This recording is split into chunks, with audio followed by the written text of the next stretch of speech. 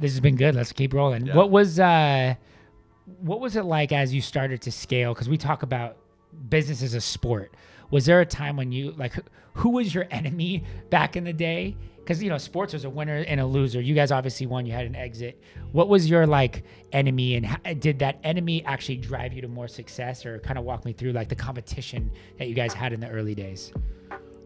I think our enemy really felt like Daniel Wellington, to be honest. They were like another big, massive watch brand. At our peak, I think it was somewhere around 80-ish million, and they were like 250 or 300. I mean, we never really knew, but just from what we heard, the difference was it was the same quality watch, but like twice as expensive because they chose to go wholesale and distributors worldwide, and like they had a $70 million business in China and all this stuff. So Tmall, all that crazy stuff. And I think, so they were like, we were, I don't want to say it, we weren't chasing them from like really anything from a marketing or a brand or product perspective, but we chased them from a, how do we figure out how to do distribution and offline and I think it motivated us. I think part of it but honestly, like, I can't remember the quote off the top of my head. It's like, if you're copying someone, sometimes in any way, like you're always going to be one step behind. So, in hindsight, like we innovated and did different things than they did, but I probably would have liked to not think about them as much as we did.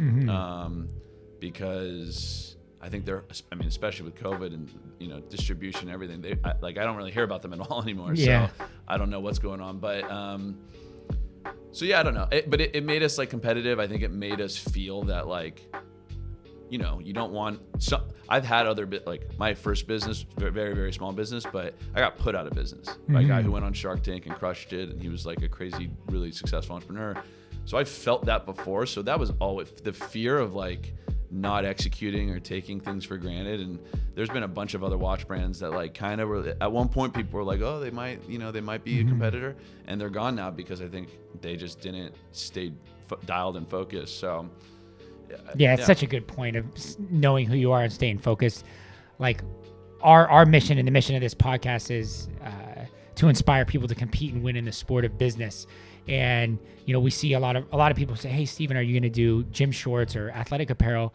And even though we're rooted in that history, the vision of Cuts is clothing for the sport of business and how business is portrayed in modern life, which is opportunities like this where you want to be comfortable, but you want to be professional. So athletic apparel is actually like our enemy, because people in athleisure as a category at large is our enemy. And that's what we're trying to convince people isn't formal enough for work, but hey, wear Cuts because it's going to be comfortable and professional.